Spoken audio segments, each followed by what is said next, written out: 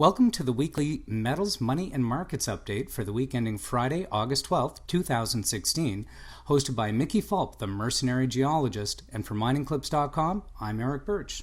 Hi, Mickey. Hello, Eric. Well, we're coming at our audience a couple of days late, but this is the wrap-up for Friday the 12th. And this week, U.S. markets continued to set all-time highs. Oil came under a little bit of pressure, then rallied back, and metals were lower in spite of a slightly weaker U.S. dollar. Well, I think the real story was metals were strong in midweek, and then lots of stuff happened. A volatile end of week, especially on Friday. Gold immediately Friday morning went to 1355, and by midday had dropped to 1335, mainly on it spiked on weak U.S. retail data and then gave it all back. Some people is saying it's because everybody in New York went to the Hamptons at midday, and that may be true because it is a scorcher in New York right now. But Thursday, platinum and palladium both took big dives, starting on Wednesday, really, and platinum lost $50 from its weekly high, and palladium was down 40. So it was a bit rough end of the week. I'm looking at the charts. Gold was basically flat, as was silver. Copper lost 0.6%. Platinum down 2%, and palladium down about 2% over the week. Right. And moving on to energy, oil sold off on Wednesday due to oversupply concerns, but it rallied back by the end of the week and finished strong. Well, it was up 4% on Thursday and finished the week at 44.69, up almost 7% over the week.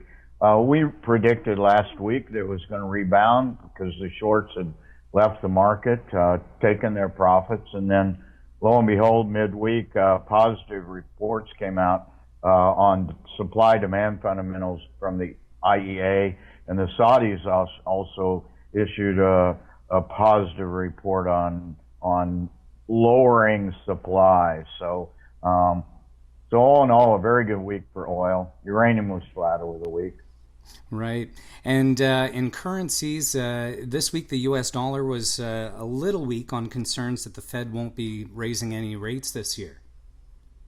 Is that the reason it was? I have no idea why, but it was a little weak. If anybody thinks the Fed's going to raise rates this year, I have a bridge in the desert, I'll tell you. But the dollar lost about 0.5%, closed at 95.65.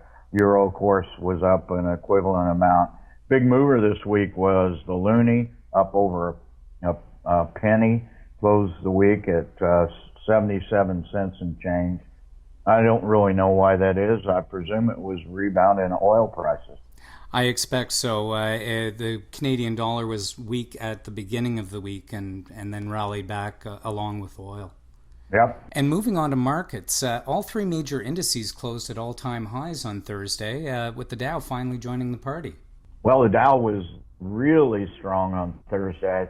I think it closed at 18,614. It backed off on Friday, closed at 18,576, but for a 0.2% gain.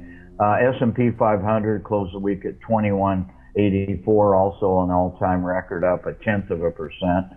And NASDAQ continued its run of 7 weeks now, and set another all-time high at 5233, but only up about 0.2%. So the markets didn't move much, even though they did set up all-time highs.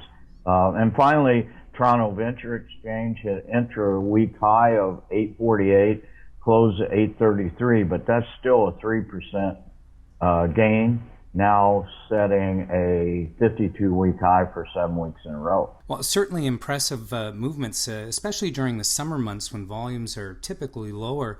Do you think we're going to see this trend continue?